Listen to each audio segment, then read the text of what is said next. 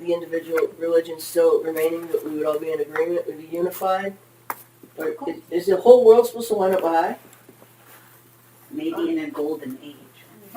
I always took it at some point, maybe in the far future, maybe a majority of the world's population would be Baha'i, but knowing humans, I just see that some will hold on to their traditions, their faith traditions, as they call it. That's my view, but While we're waiting, maybe. I'm ready to go. You're ready? Okay.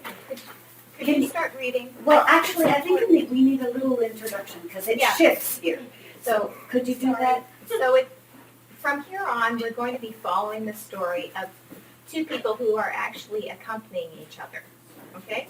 So the situation they've chosen is the situation of someone who wants to be an animator for a junior youth group and someone who wants to help that person. Okay? So that is just a specific example they've chosen, but we will see how this relationship develops, this accompaniment occurs. Make sense? Okay. So go ahead. Section 6. Our discussion over the past few sections have helped us explore, if only briefly, the expanded meaning of the word accompany as it pertains to the trending of the path of service. Let us consider a story that offers insight to the qualities and attitudes and skills we need to develop as we try to serve the cause in learning mode and assist others in the effort to do the same. The story, the first episode of which presents in this section, is put together from the observation of real situations and therefore represents the experience of numerous friends as they strive to translate ideals into reality. Monica is 19-year-old youth from a small town who is starting her first year of the tertiary education at a nearby university. She also has a part-time job to help with the expenses of her family. For the past 2 years, she has been serving as an animator for a group of 11 youngsters, a responsibility she holds dear to her heart. Having seen the effects of the program on herself and her friends, she cherishes every moment she finds to assist the group with its study, with service projects, and with the other activities that it energetically pursues. Whenever she thinks of the progress that the individual members are making, she is filled with a deep sense of joy and is humbled by the opportunity of playing a part in the process of their spiritual and intellectual empowerment. Her own connection to the Junior Youth Spiritual Empowerment Program dates back some 7 years, when she herself was a participant in a group in her neighborhood. The many conversations she had with her peers on spiritual themes drawn from the text they studied and the service projects they carried out together had a profound effect on her during those formative years. They awakened with her a desire to help others in their spiritual progress. Today, Monica has taken a new responsibility.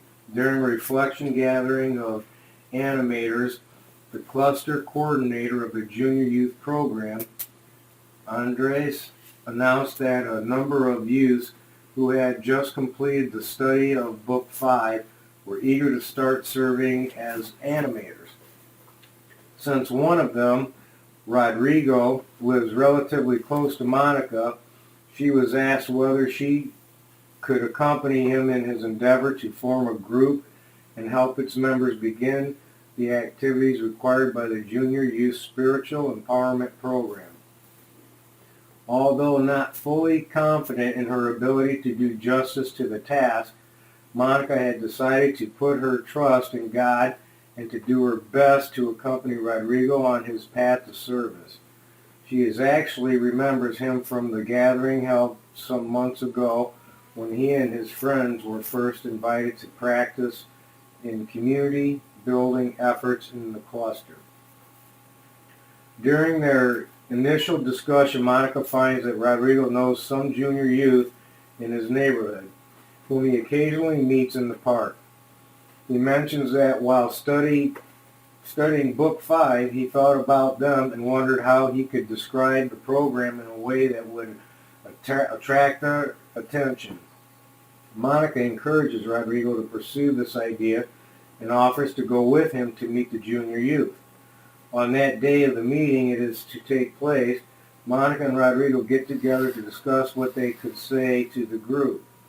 They refer to the relevant section of Book 5 and remind themselves of the great potentialities of junior youth and the aims of the program as described in the book. They say a few prayers together and walk to the neighborhood park where the youngsters are playing football. That's Oh, you want to leave? not good. After the game, Rodrigo introduces Monica to the group of some 8 youngsters and they began to chat. Soon Rodrigo, with the face of beaming with joy, mentions to them he has recently learned about the program, the aim of which is to release the powers of young people their age. The junior youth listens attentively, but one of them quietly walks away. Rodrigo talks about the concept of junior youth group in pursuit of excellence, the kind of themes that members discuss, and the type of activities they carry out together. At some point, Monica feels that the ideas being presented may seem a little abstract, and so when there is a pause, she tells them about the group with which she is working, how it was formed, how often it meets, the material its members study together. She also describes some of the service projects the group has carried out. She ends by talking about the strong bonds of friendship that have been forged among them, all and what a joy it is for everyone to study, to learn, and to serve together. The example helps Rodrigo's young friends understand the nature of the program, and he feels it is time to ask them if they would like to form a group. He begins to talk but loses the thread of his thoughts and is not sure how to continue the conversation. He looks towards Monica for help. She comes to the rescue in the most natural way. She describes briefly how important the first meeting of her group was in the giving it shape and purpose. What follows is straightforward. There is a short discussion about the best time to meet. Rodrigo and Monica basically keep quiet. Agreement is soon reached. One of the junior youths offers his home for the first meeting. They agree to see each other the next day at 3 o'clock in the afternoon in the park and walk to his home.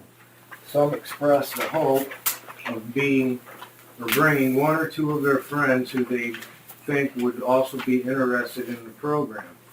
Walking back from the park, Monica and Rodrigo reflect on the experience. Things could not have gone better. Monica comments on how well Rodrigo introduced the program and how the junior youth were drawn to it by the sincerity of his comments. Without overanalyzing, they discuss how they could have explained a couple of the ideas more clearly. Rodrigo asks Monica to join him for the first meeting, and she accepts. They decide to review separately and that evening the section of Book 5 in which the nature of the initial meeting of junior youth group was explored. Thank you. Ariel, do you want to do one? Circle the world which we feel characterize Monica's attitude, kind, criticism, encourage, patronising, open, forcing, overbearing, natural. What do you guys think? Which ones? Kind, encouraging. Kind of encouraging. Open. And open and natural. So those would be the ones. In what way did Monica help enhance Rodrigo's confidence in his capacity to serve as an animator? Well, she let him take the lead, encouraged him to reach out to his friends, and then she stepped in only when it seemed necessary or he looked at her. And she wasn't judgmental. Like, I liked the way that they just briefly discussed how it could have been explained better, but didn't start criticizing her. They were still celebrating the fact that it had worked out.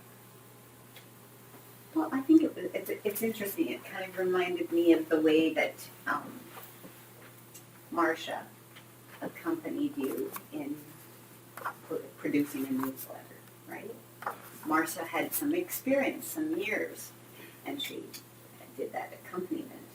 And here Monica has some experience, and the fact that she shared kind of the experience of her little group was a different way to approach the learning that the junior youth were having. So it appealed to that kind of learning too, with the examples. Another thing that I commented on is that she reviewed some of the principles from Movie Book 5. And Together they did. And that reminded me of how often those who serve us, whether it be an auxiliary board member, regional council member, or other teachers at New Holland, the Universal House of Justice, wherever you look, they turn to the writings and they use the writings to help us to understand rather than their own words and their own knowledge. And I thought that's a really significant thing to do. Interesting thing that you said that, Peggy. I remember that Baha'u'llah has a passage, and it's the believers that do not speak lest by his leave. And as I interpreted that, I'm thinking that by his leave, going back to his writings and using that as a formation or as a foundation for what you're about to speak. It's one thing to speak off the top of your head, but does your own understanding correlate to the revealed word and the standard for our day? So, yes, the institutions are using the written word as their foundation. And in such, as I understand it, not speaking but by his leave.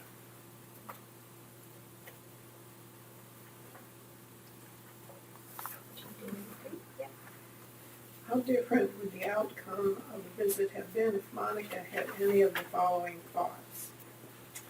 Aren't I good? I can see that I am really helping him. Might have discouraged his participation.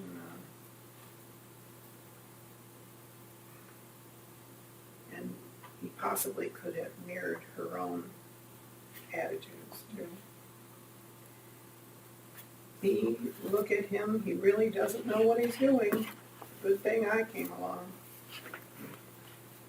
Focusing on any mistakes he made would lead to that same end and discourage him. C, I'm not going to pray silently and let him be guided by I'm just going to pray silently and let him be guided by spiritual forces. Not providing any guidance at all, can't read my own writing, and not sticking to a plan could dissipate the energy and efforts. Any other comments? I guess I should. D, at this stage, all he really needs to do is follow my instructions. Again, dismissing his abilities does not allow for further development of them. And E, I should make sure I correct any mistakes now or he will learn the wrong way. This or any of the above does not present teaching about openness, patience, individual effort in a good light.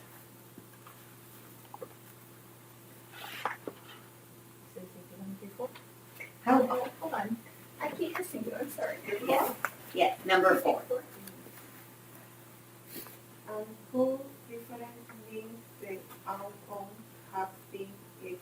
people have thought about monitors as defenses in any one of the following away. A. I am self-sufficient. I need anyone. Help. B. Those who offer to help me think they are better than me. C. Anyone who offers to accompany me wants to evaluate how I am doing. D. I don't want anyone to accompany me when I am carrying out an act of service. It is sufficient that I share my experience in meeting of reflection. No one offers help without wanting some power in return.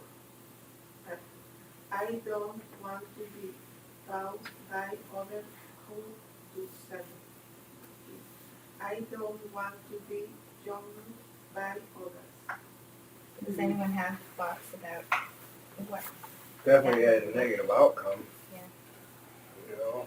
Well, it shows all those things that on page 9, the ego, the vulnerability, the no trust, the suspicion, all of those things are evident in those kind of comments, right? And some of them are a lack of humility. Yes. One thing that stuck out in my mind was questions number 1, 2, 3, 4 had to deal with the attitude. Mm-hmm. And in order for things to be established, knowledge, volition, and action. And maybe an additional thing that we need is reflection or assessment. So in terms of the attitude and preparation, the questions 1, 2, 3, and 4 certainly evolve around that the attitude and the need for virtuous attributes.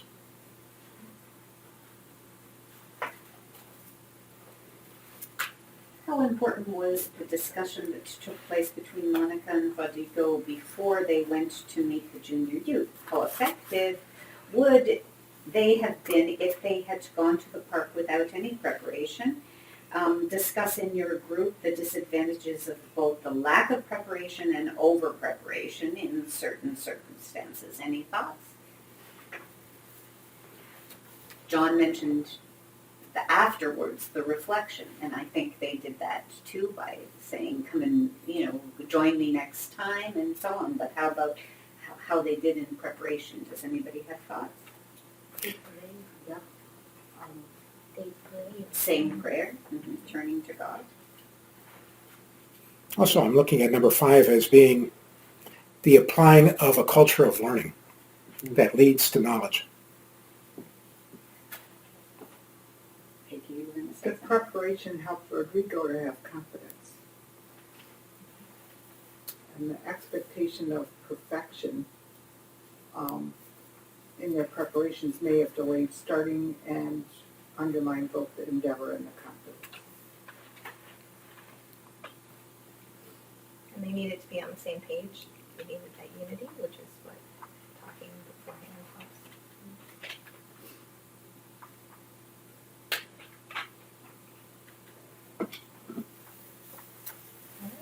helps. Can you really over-prepare for it? I can see being under-prepared. Can you really be over-prepared? Yeah, you could spend a whole year preparing and never do it. Mm-hmm. Or you could have in your mind exactly how things are going to go and prepare perfectly just for that set of circumstances. And then as soon as someone says something you weren't anticipating or does something you weren't anticipating, Changes it up. all of that preparation goes You out. get in a great big room and you wind up Jennifer's on one side and I'm on the other side and deal with it. And sometimes if you have to give remarks or a speech without knowing your audience, you can, maybe that's not over preparation, but you can misprepare for it and miss completely what they came to hear because you didn't know who they were and what for what reason they had come to hear you. It was possible. In many organizational management courses, there's a topic on analysis paralysis. That so much detail might be considered that it keeps you from actually enacting, and maybe is an excuse not to act. Analysis paralysis, I like that. Over-analyzing paralyzes you. Analysis. I like that. Oh, should we go on? Yeah, thank you. Because we're running out of time. There are, of course, numerous circumstances that lead to the formation of a junior youth group. Discuss with your friends how you would go about helping an animator who is establishing a group for the first time to do so in each of the following contexts. A, in a neighborhood where the animator knows some junior youth and their families. My answer is I would accompany, allow him to introduce those he knows. Next. B, in a neighborhood where the animator is not yet familiar with members of the community. Plan what to say in introducing yourselves. Seek youth to help lead. Or plan a block party or something to get to know people in your neighborhood.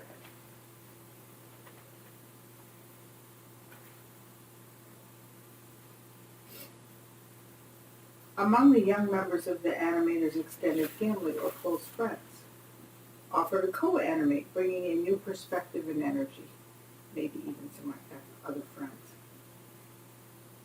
4, in a school where those administering it have little knowledge of the junior youth program. Talk to the administrators, give a brief presentation about the junior youth program and the vision of developing virtues.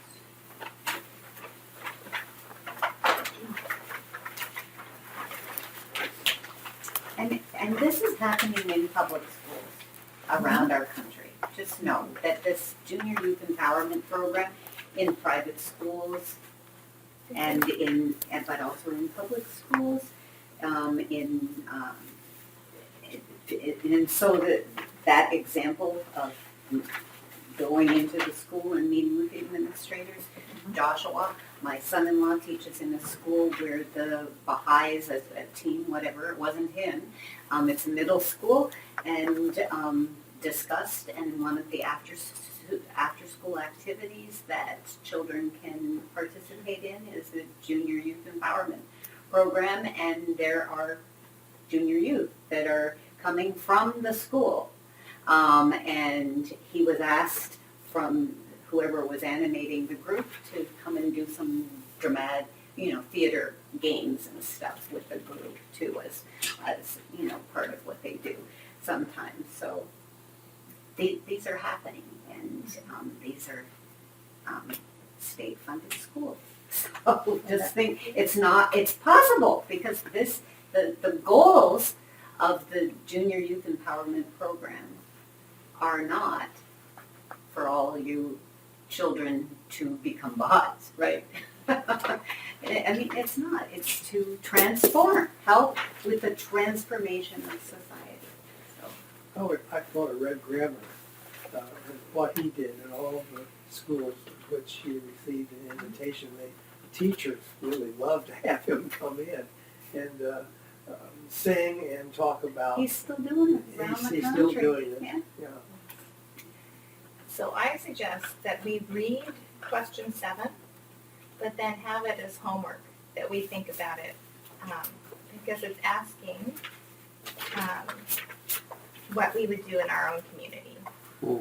So we can think about how we would help to start a study circle or devotional gathering or something else you feel potentially inspired to do. Okay. So Deb, would you read question 7? Your concern as you study this unit is not limited to what it means to accompany an animator of a junior youth group. You may find it fruitful then to repeat the preceding exercise, now in relation to helping someone who wishes to start a study circle and another who intends to begin a class for children. The contents you choose, of course, need not be any of those mentioned above, Your group may come up with others more appropriate to the task at hand. In the case of study circles, a significant context is one in which a group has completed the Junior Youth Spiritual Empowerment Program and is ready to begin the main sequence of the Institute courses. Okay, so we'll think about that and start there next time. We can share, but we're going to, I suggest if people are able to do a little reading ahead. If possible, read up through section 12 if you can, but, so we want to read a little bit ahead. And then if you have, I mean, things will jump out, it doesn't mean we won't read together, but it'll maybe give you a little preparation. And part of what you can do is also access the activities, the stuff that John has put up online, because there's pre-reading stuff there and other questions that are asked that maybe Very helpful. it's very, very helpful. And so, you know, most of us know most of the words, but some of them we're not sure about, right? And we're meeting So- 2 weeks from tonight? We're reading on the 9th of February is what I have down. And I've written the dates on that list that also gives the, Which takes us to 12.